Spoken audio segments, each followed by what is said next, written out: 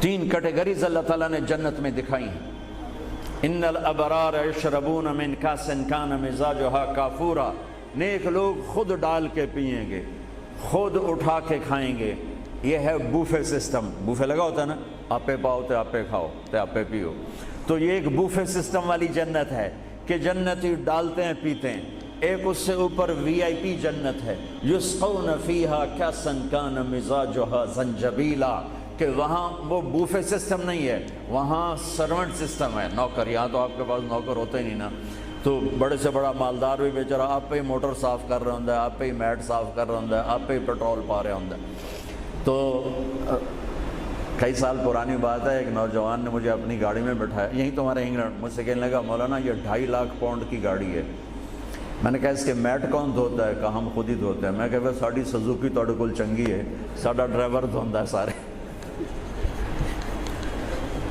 تو یسقون فیہا کاسا کان مزاجھا زنجبیلا، ایک وی آئی پی جنت ہے جہاں پلانے کے لیے نوکر ہوں گے، جہاں پلانے کے لیے فرشتے ہوں گے، جہاں پلانے کے لیے جنت کی لڑکی ہوں گی۔ میرے نبی کا فرمان ہے جنت کی لڑکی 7 سمندر میں تھوک ڈالے۔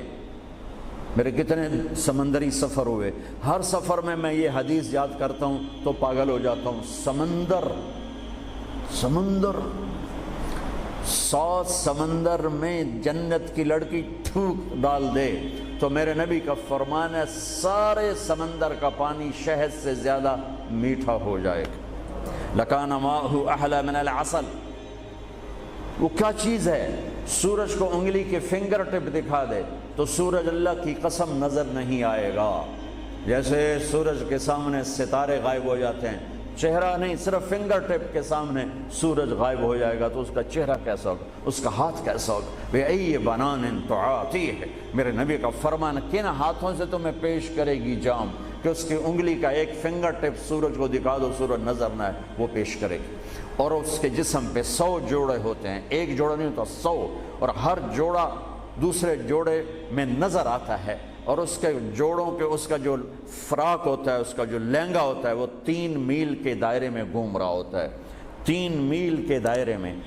اور یہ اس لیے ہے کہ جنت کے لباس کا وزن کوئی نہیں، اس کا وزن ہے، یہ ویسٹ کوٹ کا وزن ہے، اب تھوڑا وزنی لگ رہی کہ گرمی محسوس ہو رہی۔ جنت کا جو لباس ہے اس کا دھاگا نور سے بنا ہے، نور کا وزن نہیں ہوتا، تو 100 پہنے یا 1000 پہنے، 100 جوڑے اللہ بندوں کو بھی پہنائے گا، جنت کی لڑکیوں کو پہنائے گا، 100 جوڑے میں اس کا جسم چاندی کی طرح چمکتا نظر آئے گا، وہ اس کی طرف بڑھے گی، ایک قدم جب اٹھائے گی 1 لاکھ ناز و انداز اپنے خامد کو دکھائے گی۔ یہ وی آئی پی لوگوں کی جنت ہے، ایک وی آئی پی، چاہے لکھاں وی لا دیو، لکھاں کروڑوں وی آئی پی۔ وہ ایک سب سے بڑی جنت ہے جس میں سارے غریب لوگ ہوں گے، مالدار بھی ہوں گے پر تھوڑے، غریب زیادہ ہوں گے، ریڑھی والے، تانگے والے، رکشے والے، ٹھیلے والے، وہ سب سے وی آئی پی جنت میں ہوں گے کہ وہاں جو پلانے والا ہوگا، نہ حور، نہ خادم، نہ فرشتے، نہ بیگم، نہ بیوی، نہ نوکر، وہاں پلانے والا اللہ خود ہوگا۔ وَسَقَاهُمْ رَبُّهُمْ شَرَابًا طَهُورًا، وہاں پلانے والا خود میرا رب ہوگا، میرا اللہ ہوگا، میرا اللہ ہوگا۔ اور جنت کا ایک چشمہ، اس کا نام ہے تسنیم، ایک دریا تسنیم۔ باقی سارے دریا چشمے زمین پر چلتے ہیں، جو تسنیم ہے وہ زمین پر نہیں ہے، وہ ہوا میں چلتا ہے۔ تسنیم کہتے ہیں سنام ہوتی اونٹ کی کوہان، ایسے تو وہ پانی یوں چلتا ہے، یوں چلتا ہے، یوں چلتا ہے، اور ہوا میں چلتا ہے، ہوا میں نہ ادھر گرتا ہے نہ ادھر گرتا ہے۔ سبحان اللہ، پتہ نہیں کیا چیز اللہ نے بنائی۔ جب وہ چاہے گا، تسنیم سب سے اعلیٰ درجے کی شراب ہے جنت کی، سب سے اعلیٰ درجے کی شراب تسنیم ہے، جو اللہ جنت الفردوس والوں کو خالص پلائے گا، نیچے والوں کو ہمیں تھوڑا جا قطرے 2 قطرے ڈال کے دے گا۔ وہ ہوا میں اڑتا ہوا چشمہ ہے، اور ایسا حسین ہے، ایسا وہ دل فریب ہے کہ اس کو بیٹھ کر دیکھنا چاہے گا تو ہزاروں سال دیکھنے میں مست ہو جائے گا، پینا اس کے بعد کی چیز ہے۔ تو میرا رب وہاں خود پلانے والا ہے، میرا رب، میرے نبی پاک صلی اللہ تعالی علیہ وسلم ایک خوبصورت زندگی لے کر آئے، اور جنت کی چابی اس کے ساتھ لے کر آئے کہ اگر دنیا اور آخرت کو جنت بنانا ہے تو میرے نبی کے طریقے پر آ جاؤ۔ پاسپورٹ بن گیا، ویزا لگوا لو، ویزا محمدی سٹیمپ کرواؤ اور سیدھے مرتے ہی جنت میں چلے جاؤ، یہاں بھی مزے وہاں بھی مزے۔ میرے نبی کی زندگی ایک خوبصورت نمونہ ہے. ایک حدیث سنا کے میں بات ختم کرتا ہوں. ایک حدیث آپ آج مجھ سے لے لیں، ساری زندگی خوبصورت ہو جائے گی. صرف ایک حدیث سناؤں گا، ایک، اور پوری زندگی میں رنگ بھر جائے گا، پوری زندگی میں رنگ بھر جائے گا. صرف ایک حدیث. میرے نبی نے فرمایا اربع اذا كانت فيك لا يضرك ما فاتك من الدنيا اربع من كن فيه ما ضره ما فاته من الدنيا. میرے نبی نے فرمایا 4 باتیں مجھ سے لے لو. چلی نہیں 4 سوکھا کام ہے. فرمایا میرے نبی نے صرف 4 گلاں میرے کو لے لو تو موجاں کرو ویملے وچ بھی تے جنت وچ. صرف 400 نہیں، 4000 نہیں، 50 نہیں، 100 نہیں، 10 نہیں، 4. کہا میری امت 4 باتیں مجھ سے لے لو، موج کرو، جہاں مرضی رہو موج کرو، موج ہی موج. کہا یا رسول اللہ، ارشاد فرمائیں. آپ نے فرمایا صدق حدیث، ہمیشہ سچ بولنا، جھوٹ نہ بولنا. ساڑھے تو پہلے تے کلی اڑ گئی نا، وکٹ ہو گئی، کیچ آؤٹ نہیں، وکٹ. میرے نبی نے فرمایا صدق حدیث، سچ بولنا، جھوٹ نہ بولنا. حفظ و امانت، کبھی کسی کو دھوکہ نہ دینا، کبھی کسی کے ساتھ 2 نمبری نہ کرنا، ہمیشہ دیانتداری کے ساتھ چلنا، ہمیشہ دیانتداری کے ساتھ چلنا، کسی کو دھوکہ نہ دینا، کسی کے ساتھ فراڈ نہ کرنا. میرے نبی نے فرمایا ایک اور حدیث جو یہ 2 صفتوں کی وضاحت کے لیے، صدق اور امانت، سچائی اور امانت داری. آپ سب ماشاءاللہ جانتے ہیں کہ ہمارے نبی کو کافروں نے جو ٹائٹل دیا وہ صادق اور امین کا دیا.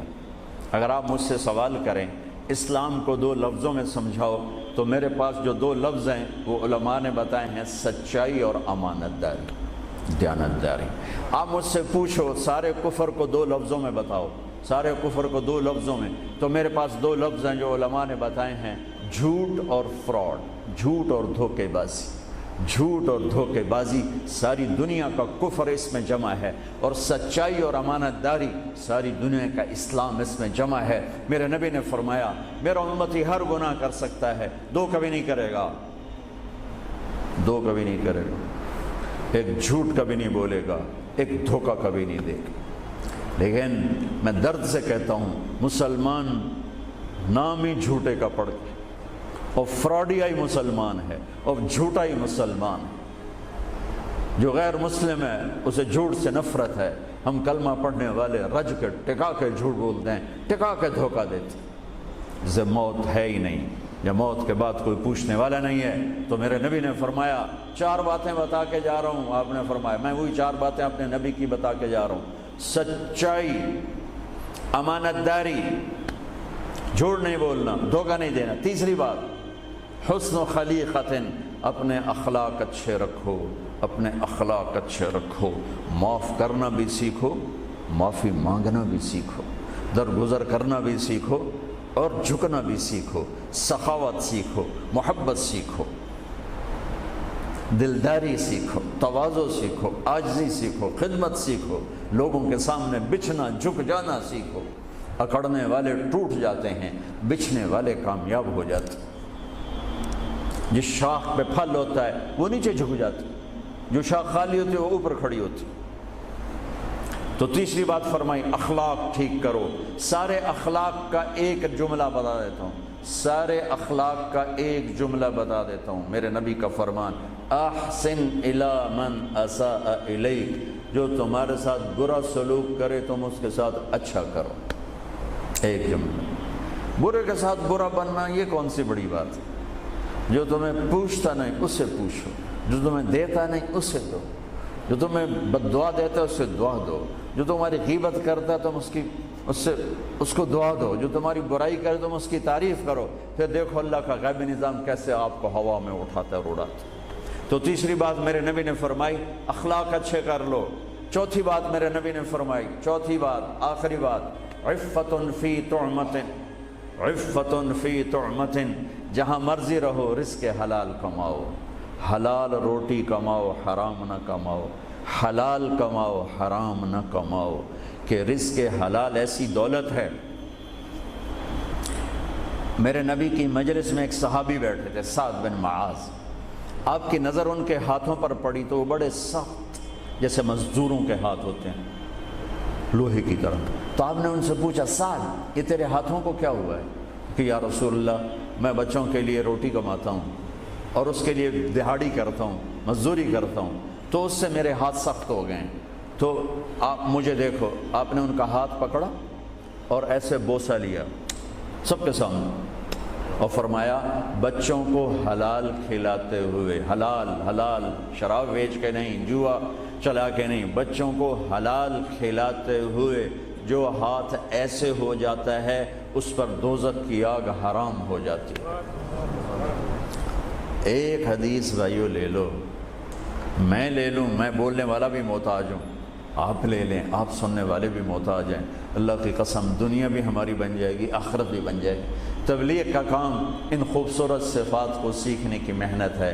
آپ سب سے گزارش کرتا ہوں کہ اور زیادہ نہیں تو مہینے میں 3 دن ضرور آپ جایا کریں تبلیغ کے ساتھ، انشاءاللہ اس سے آپ کو بہت فائدہ ہوگا، بہت خوبصورت زندگی نصیب ہوگی۔